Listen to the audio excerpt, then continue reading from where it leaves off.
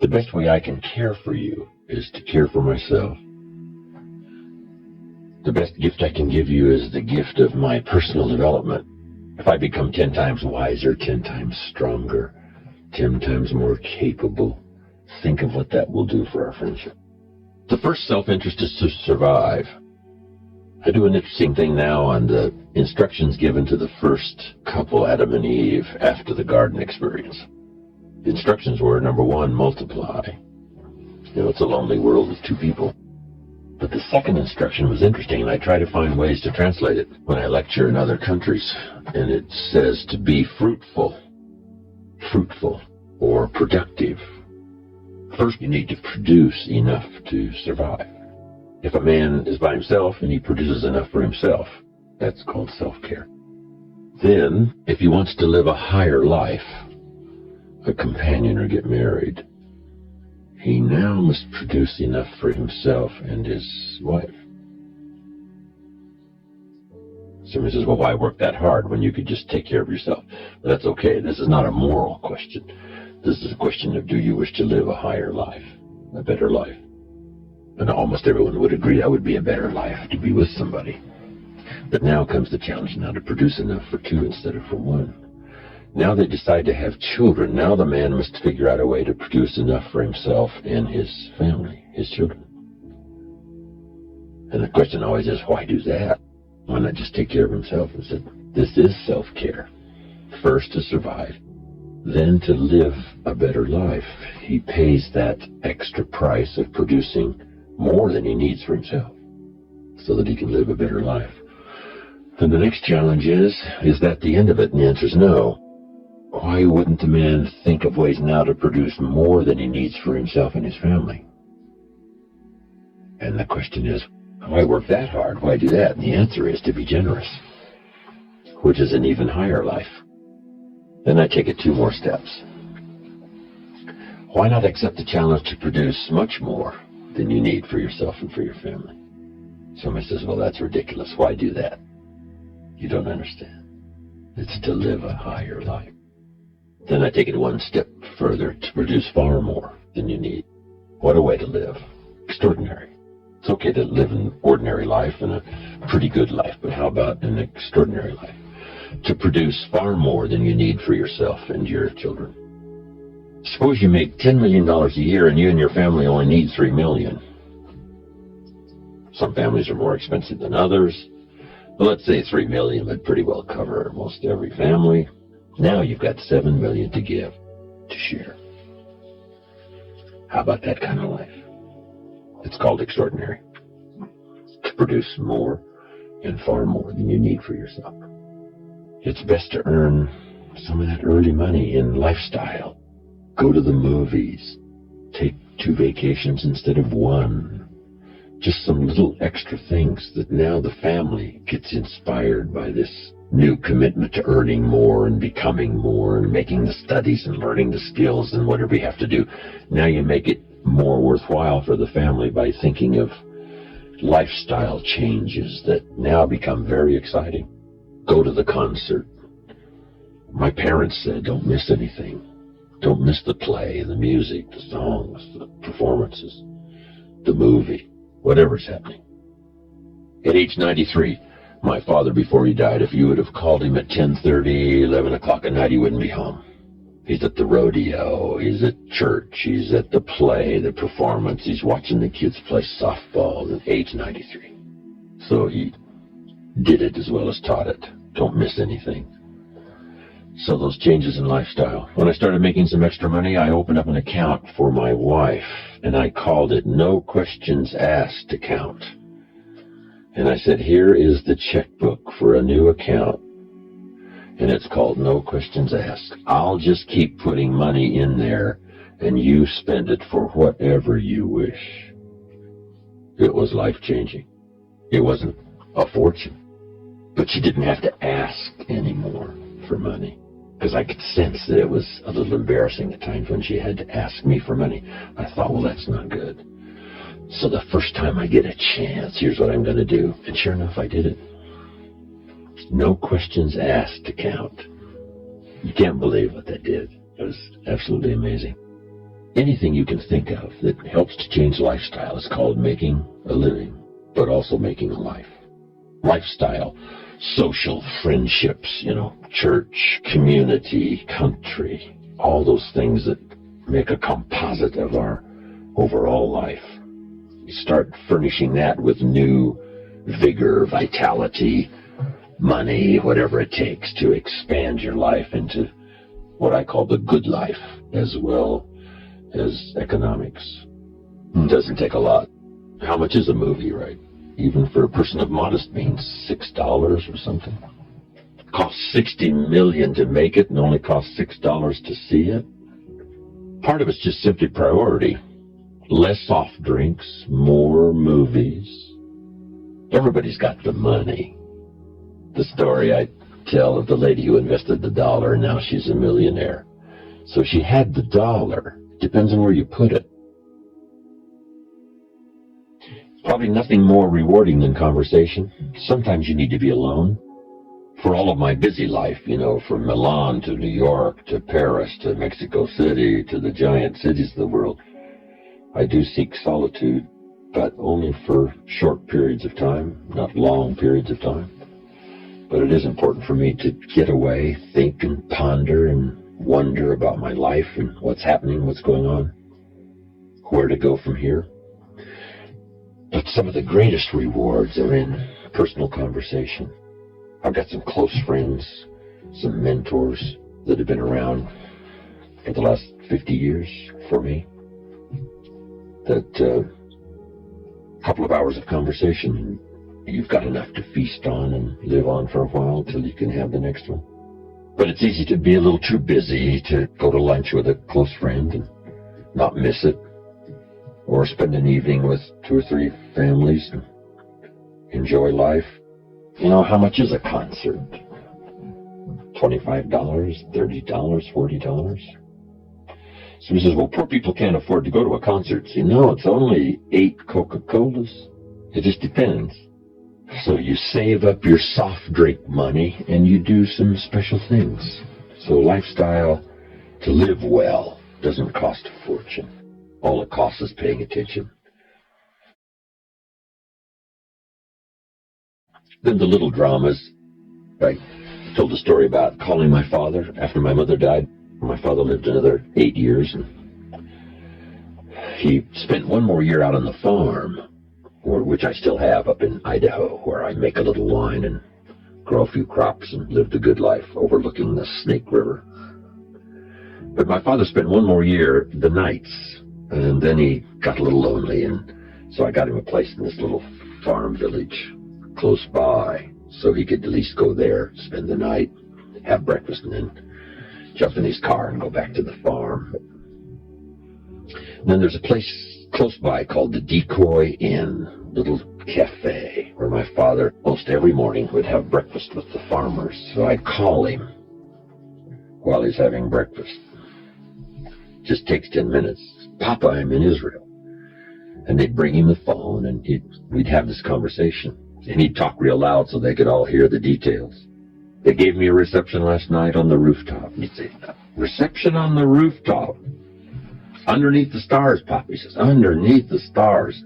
So everybody gets in on this little conversation he's having with me. Now he's got a story to tell for the rest of the day. My son called me from Israel. I know he had to get up in the middle of the night. Makes a much more special day. Only takes 10 minutes. Easy to, easy not to. I'd send him these postcards from around the world, and he'd save them. Show them around. When I'd get back, some of them had a little butter and jelly on them, right where he'd passed them around at breakfast. And then he'd get to retell the story. I was showing these postcards to my friends, and here's what happened, and here's what they said, and it keeps this lively interchange between father and son going. I took him back where he was born in my motorhome one year. Odessa, Washington. Went to the newspaper office, and he went back into the vaults in this little community, and he found some newspapers dated 1903, when my father was born. So we went through them. No record of his birth. I said, you were born out in the country, Papa. No record of your birth here. Like me, I was born at home. Then we went back to Wheeler, where he last went to school. When they had a place in town, they used to have a dry wheat farm, a couple of 1,000 acres in Moses Lake. But we went back to Wheeler, where he last went to school. He used to arrive early, before the teachers got there, and lit the fires in this old stove, 1 or 2 room school. And it was gone. Tried to locate the place where they might have lived and couldn't find it. It's probably gone. The only thing left in Wheeler was a church and a bar. And my dad says, well, that's a pretty good combination. Get messed up in one place and get straightened out in the other. I said, that's good, Papa. Everybody has a different temperament and personality. And it's something that has to be developed, over a period of time. If you're too shy, you should really learn to push that into a small corner and speak up more. If you're a little too loud, maybe you should, calm down just a little bit. But we shouldn't try to just radically become someone else. But that's what sophistication and civilization is supposed to do, is to make us civil. And to be civil in a civil society, we all must deal with that dark side of our nature, the positive side of our nature. And it isn't that it ever gets done or finished, but that we should suppress those things that would cause us trouble, not only within ourselves, but cause us trouble with someone else. It's a never-ending challenge, but to still always be who you are. But who we are is, you might describe it as dual nature. And the key to life is to become the most of the good in you and the least of the bad. So it's important also to see if you can't work on those things that, are not in your best interest, both in your thinking process and developing your plans for the future, or in your process of working with others, sitting at a conference table or being involved in an enterprise. That's a constant. When some become wealthy now, they have to deal with ego that didn't show its sort of ugly head until, the money was flowing like a river, and now this little gremlin on one shoulder whispers and says, now's the time, right, to, conquer the world and let everybody know you're the master. And sure enough, it can cause all kinds of problems. One of the greatest difficulties of wealth is, handling this issue of ego and keeping it under control. So we need to reveal who we are, but we also need to master the art of who we are presented as our best, as it serves us and our children, as it serves us and our friends, as it serves us in our business. But it is a constant and it never ends. But if we can make a personal appeal to ourselves, I want to constantly work on developing the positive side of my nature and do my best to suppress that darker side that would not allow me to be most of what I can possibly be. I think that's what's important. When a president becomes president, it's interesting, what ego might do. Old Testament says this king came to power and he was a good king. Then the next king came to power and he was a bad king. And that's always happening, whether it's good king, bad king, or whether it's inside of our own head. We all have to deal with that. But you might make this note, it's part of the great adventure.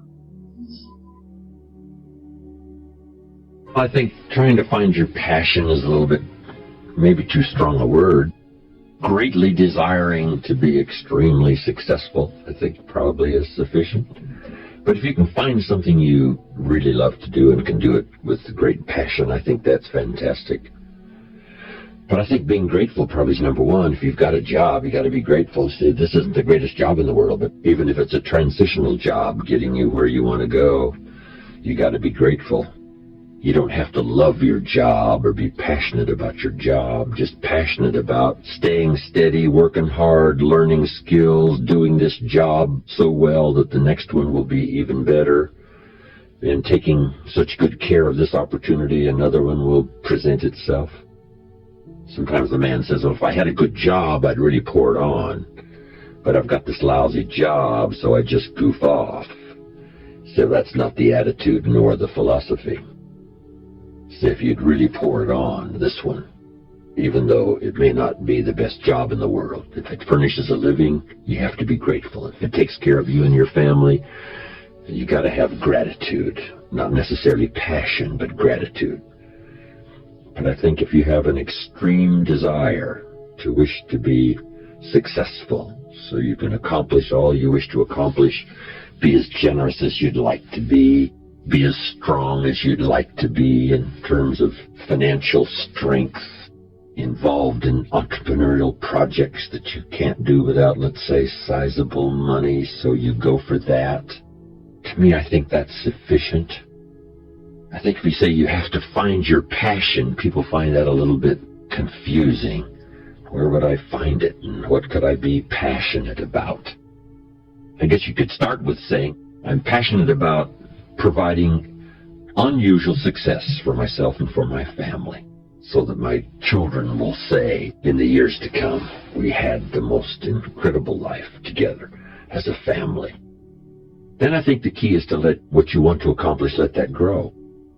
Where at first this is as far as you can see, but if you'll do that, you can say, wow, maybe I could multiply by 2, by 3, and expand my vision, accomplish a lot more. If you have an enterprise, maybe you could make it stronger and better and more far-reaching. Let that happen. It's difficult to figure it all out and then get that done. We just don't do that. We can figure out the next little part of our life that we can see, and then we can say, well, eventually I'd like to have, and let those dreams linger somewhere in your consciousness. I say, make a list of all the things that would give you the most incredible life. Just make that list. What would do it for you over the next 10, 20 years? Places to go, things to see, people to meet, books to read, skills to learn, investments to make, being generous. Just make lists of all the things that you think would make for you a really fantastic life. And at first, don't worry about how to get it. Just let your mind run free and think what would really do it for you. And then just begin. And let those lists alter. Because sometimes you start for something and then you say, sure enough, I thought this was really going to be everything I wanted. Sure enough, this is really not it. Or I can see now, long before you were going to accomplish it, I'm investing too much money and time and effort. So you change. And anytime you want, you can tear up your whole list and start all over again. Some people say, I made the list, so I have to accomplish it. And the answer is no, you don't have to do it. It's your life. It's your list. You can turn it upside down, right side up, scratch off some things, put some new things on, or start all over again. Don't let it become an obsession. Let it become an enticement.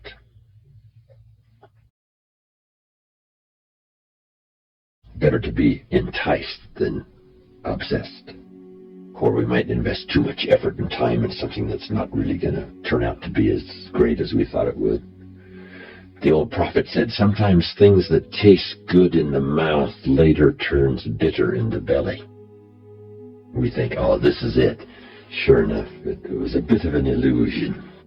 Don't cry for me, Argentina, right? One of the lines is, they are illusions. They're not the solutions they promise to be. But that's a learning experience. And we can only be affected by what we see. Someone says, well, you shouldn't have devoted so much of your time and energy. But if that's what you could see, only that at the moment, we're going to do it. And we just learn as we go. We need a collection of experience to give us good data on what to do, what not to do. Sometimes you need more experience to make a wiser decision. If a person says, well, I've eaten junk food now for a week, but look how strong and healthy I am, see, that's a delusion. 1 week is not going to give you the right kind of information about how you feel, whether it's a good idea to continue or not. You need a lot more experience than that to decide whether or not it's good for you. I used this illustration once with the candle lit, talking about having enough experience to make wise decisions. And I said, would all of you agree that the fire will burn my finger? Let's say that I don't know that, but you're trying to teach me now. If you put your finger in the flame, it will burn your finger. I say, okay, I'm ready to try it. So I put my finger in the flame and take it out, fairly quickly, in and out, right in the flame and out. And I say, look, my finger's okay. Let me try it again. And I put my finger in the flame and take it right out. And I said, my finger's okay. Where did you get this idea that the flame would burn my finger? And they say, no, Mr. Rohn, you can't just go like this really quick and put your finger and take it right out of the flame to know that the flame will burn your finger. You've got to leave your finger in there just a little longer. I say, oh yes, then I need a little more experience to make a wise decision. Say, well, I've taken this cocaine and I feel okay. But see, you don't know the end of that road. This is only the beginning when it seems to be okay. But you need more experience. Now, if you don't have any personal experience on cocaine, then you've got to go to someone who has and says, look, 20 years of my life was wasted and I finally turned it around. Like some of the old rock and rollers that have turned it around. Amazing. I was in Paris the other day, had 20,000 in my class. Also in town were the Rolling Stones, who rolled into Paris and stopped for a while with Mick Jagger and all the rest. These guys got through those treacherous days of drugs and alcohol and somehow made it. A lot of them didn't make it. Boy George said, I woke up one day and all my friends were dead. That's enough experience.